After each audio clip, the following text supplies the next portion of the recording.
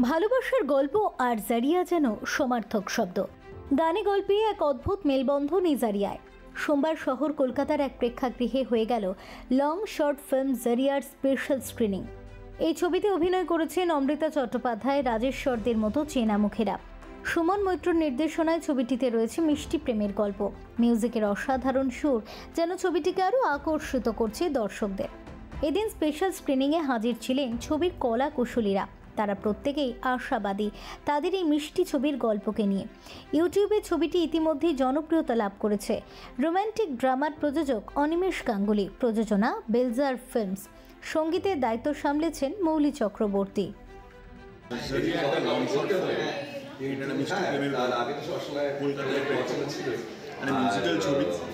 গানের জন্য গল্প আছে, এবং প্রেমের প্রচুর সুবিধা, প্রচুর শিল্প, আমার তো মনে হয় একটা মিষ্টি প্রেমের গল্প বলা হয়েছে। এটা একটা ট্রিবিউট কলকাতার প্রতি, খুবই একটা বিশেষ ফিল্ম আমার জন্য, কারণ আমার সবসময় স্বপ্ন ছিল কিন্তু কলকাতার প্রতি একটা ফিল্ম বানাতে পারি যেটা কলকাতাকে সুন্দরভাবে প্রকাশিত করে। এবং সুমনদার ডিরেকশন, আমার সহ অভিনেত্রী অমৃতা, আমাদের প্রডিউসার শুভদা, অনিমেষ, খুবই আমার পুরনো চেনাশোনা। আর আমি খুব খুশি কি আমি এদের এর সঙ্গে কাজ করতে পারলাম।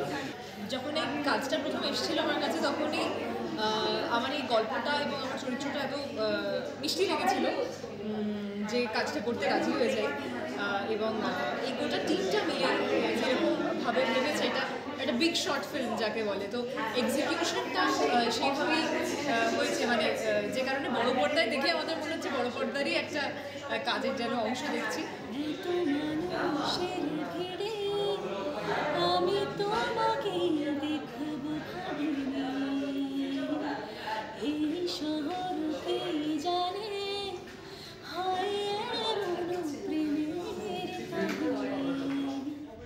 Bureau report, channel 10।